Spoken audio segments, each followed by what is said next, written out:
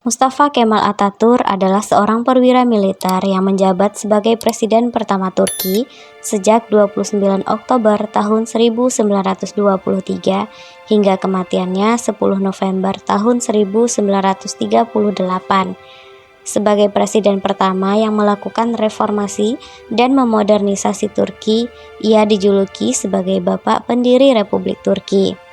Nama Atatürk merupakan pemberian dari Majelis Agung Turki yang berarti Bapak Negara Turki pada 24 November tahun 1934. Mustafa Kemal Atatürk berideologi sekularis dan nasionalis, sekaligus memiliki teori yang dikenal dengan nama Kemalisme, yaitu ideologi pendirian Republik Turki. Pada masa kepemimpinannya, kebudayaan Barat berkembang, menggantikan hukum-hukum Islam yang ada selama Kesultanan Turki Ottoman. Meski Turki adalah negara yang demokratis, ia dinilai kerap menjalankan kepemimpinannya secara otoriter. Mustafa Kemal Atatürk lahir dengan nama Ali Riza Oglu Mustafa, yang artinya Mustafa Putra Ali Riza, pada awal tahun 1881 di kota Salonika, wilayah Kesultanan Utsmaniyah yang kini dikenal sebagai Thessaloniki Yunani. Ia merupakan putra dari seorang perwira militer bernama Ali Riza Effendi yang berasal dari Kozazik. Semasa kecil, Mustafa didorong oleh sang ibu untuk pergi ke sekolah agama, sesuatu hal yang sebenarnya enggan ia lakukan. Akhirnya ia bersekolah di sekolah swasta atas arahan sang ayah. Namun saat usianya baru 7 tahun, ayahnya meninggal dunia. Ibunya pun ingin Mustafa belajar berdagang, tetapi ia justru secara diam-diam mengikuti ujian masuk sekolah militer Salonika pada tahun 1893. Mustafa mendapat nama Kemal dari guru matematikanya, Kapten Uskuplu Mustafa Effendi, yang artinya kesempurnaan atau kedewasaan. Nama tersebut diberikan kepada Mustafa karena dipandang sebagai seseorang yang cerdas dan dewasa. Namun menurut sumber lain, nama Kemal diberikan gurunya karena ingin membedakannya dengan murid lain yang bernama sama. 3 tahun berselang, pada tahun 1896, Mustafa Kemal mendaftar di Sekolah Menengah Militer Monastir di Makedonia Utara. Kemudian pada 14 Maret tahun 1899, Mustafa Kemal melanjutkan sekolahnya di Akademi Militer di Utsmaniyah, Turki, dan lulus pada tahun 1902. Tidak lama setelah lulus, Mustafa Kemal ditangkap polisi terkait aktivitas anti-monarki. Ia dipenjara selama beberapa bulan sebelum akhirnya dibebaskan berkat bantuan mantan direktur sekolahnya yang bernama Riza Fasha. Setelah bebas, Mustafa Kemal ditugaskan ke Angkatan Darat kelima yang terletak di Damaskus, Suriah, sebagai Kapten Staf di Kompi Ali Fuad dan Lutfi Mufid. Kemudian pada 20 Juni tahun 1907, Mustafa Kemal mendapat promosi menjadi kapten senior dan ditugaskan ke markas Angkatan Darat ketiga di Monastir pada 13 Oktober tahun 1907. 1 tahun kemudian, tepatnya pada 22 Juni tahun 1908, Mustafa Kemal diangkat sebagai Inspektur Kereta Api Utsmaniyah di Rumelia Timur.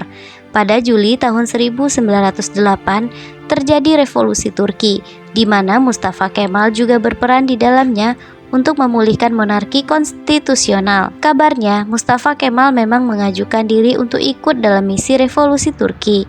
Ia berusaha menekan pemberontakan dan kembali ke Konstantinopel pada Januari 1909.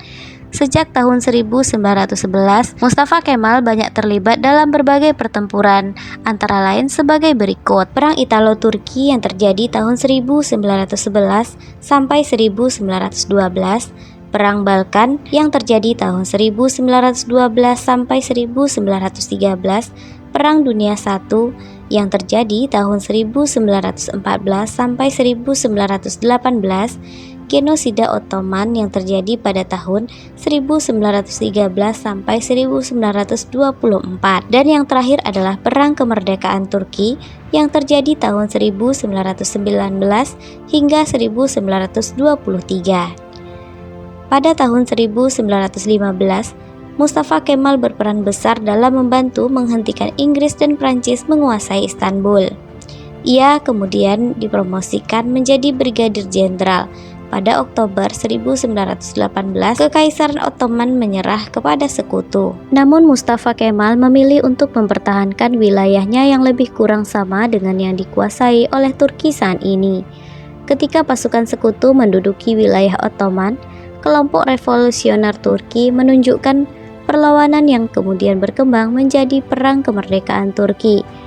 Pada masa ini, Mustafa Kemal membentuk Gerakan Nasional. Namun pada Juni tahun 1919, ia menyadari bahwa kemerdekaan Turki dalam bahaya, sehingga ia undur diri dari Angkatan Darat Utsmaniyah pada 18 Juli tahun 1919. Pada 4 September tahun 1919, Mustafa Kemal mengadakan kongres di Sivas yang menghasilkan lahirnya Pakta Nasional. Mustafa Kemal terus mengupayakan agar Turki bisa segera mendapatkan kemerdekaannya. Akhirnya pada Maret tahun 1920, Mustafa Kemal menyerukan pemilihan nasional untuk membentuk parlemen Turki baru di Ankara, disusul dengan dihapuskannya Kesultanan Utsmaniyah. Pada 21 November tahun 1922, konferensi Lausanne dilangsungkan, di mana membahas tentang sistem pemerintahan Turki. Pada 24 Juli tahun 1923, Perjanjian Lausanne ditandatangani oleh Majelis Nasional Besar, menandakan bahwa pemerintahan Turki sudah resmi berdiri. Proklamasi kemerdekaan Turki digelorakan pada 29 Oktober tahun 1923 bersamaan dengan diangkatnya Mustafa Kemal sebagai presiden pertama di Turki. Sebagai presiden pertama, Mustafa Kemal memulai program revolusioner di bidang sosial dan reformasi politik untuk memodernisasi Turki. Beberapa kebijakannya termasuk emansipasi untuk perempuan dan penghapusan institusi Islam serta pengenalan hukum dan budaya Barat. Pada tahun 1935, Mustafa Kemal mendapat nama Atatürk di belakang namanya yang berarti Bapak Negara Turki. Meski diakui sebagai bapak pendiri Republik Turki, Mustafa Kemal Atatürk juga disebut sebagai tokoh kontroversial karena memimpin secara diktator. Sepanjang hidupnya, Atatürk juga dikenal sebagai peminum dan perokok berat yang membuat kesehatannya menurun. Pada awal tahun 1938, saat sedang dalam perjalanan menuju Yalova, Atatürk diketahui menderita sebuah penyakit serius. Ia dibawa ke Istanbul untuk menjalani perawatan medis dan didiagnosis menderita sirosis. Selama di Istanbul, ia masih berusaha untuk menjalani kehidupan seperti biasa. Akan tetapi pada akhirnya Mustafa Kemal Atatürk meninggal pada 10 November tahun 1938. Awalnya jenazah Atatürk dikebumikan di Museum Etnografi Ankara. Namun pada 10 November tahun 1953, maka Mustafa Kemal Atatürk dipindahkan ke dalam sarkofagus seberat 42 ton ke mausoleum yang menghadap ke Ankara Antikabir.